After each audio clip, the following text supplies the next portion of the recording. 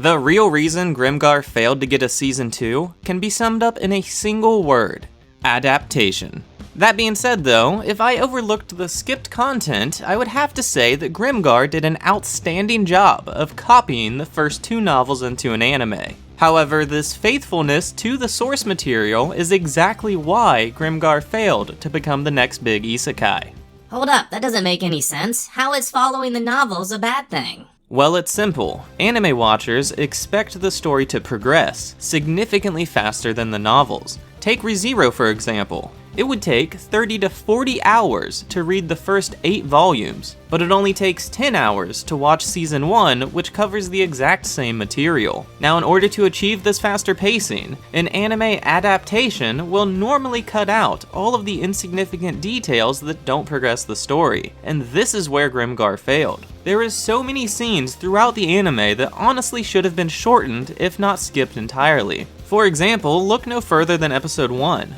At the 16-minute mark, we find the squad relaxing around a campfire, and this scene continues on for 5 whole minutes with absolutely no plot progression whatsoever. Yes, it shows off the different characters and personalities, but at this point in the story, we don't have any reason to actually care about them. The story needs to first make a connection with the audience before it can expect them to enjoy watching these teenagers bicker back and forth about Shiho's boobs. Like in hindsight, we can appreciate this scene, but a brand new viewer is more than likely just going to be bored. I don't want to spend a ton of time pointing out all of the different scenes, but another example would be how half of episode 2 is spent with the squad just wandering around the city. So I think we can agree that the anime moves at a snail's pace in comparison to other fantasy anime, but let me ask you something. At what point in the anime did you find yourself emotionally invested in the characters and story?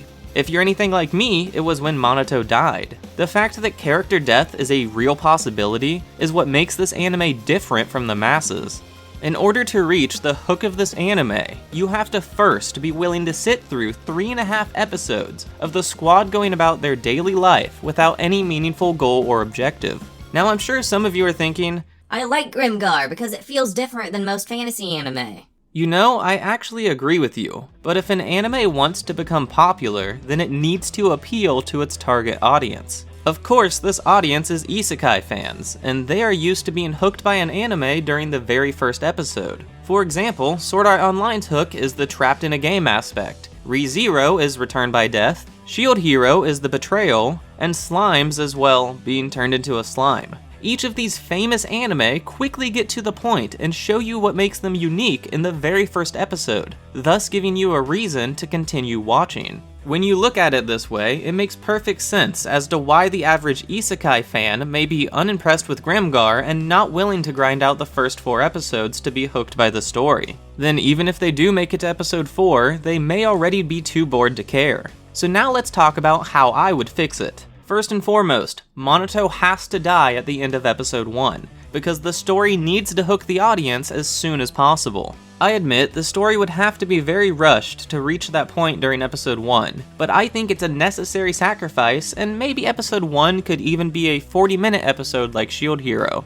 After Monato's death though, I would slow it down a bit to allow Mary a smooth transition into the party, and since the squad stays the same for a while, it makes sense to take some time to flesh out each character. I would then have the squad enact their revenge on the goblins at the beginning of episode 4, and at the end of that same episode they would be entering into the Cyrene Mines. I actually feel that the anime had the pacing spot on for this arc, so I wouldn't change anything besides the fight with Despot. If you don't know, the anime completely changed this battle in an attempt to make it more dramatic and climactic. However, I don't need to do that because I would spend the remaining 5 episodes meticulously covering Book 3. Now, I will be keeping my descriptions from here on very vague, but consider this a spoiler warning for what happens after the anime. So Volume 3 is all around epic.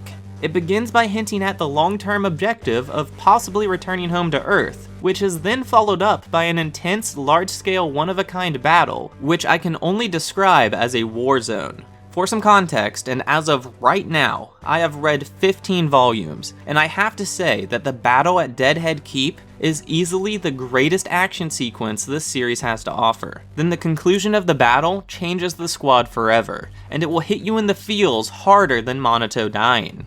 The real sin of the Grimgar anime is choosing not to cover Volume 3, as I firmly believe that Volume 3 being animated would have resulted in Grimgar being renewed for another season.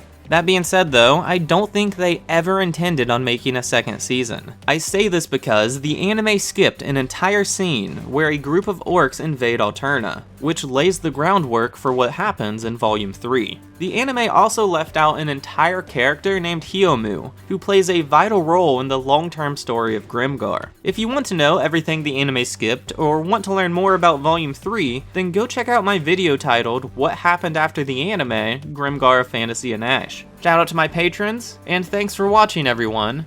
I hope to see you next time.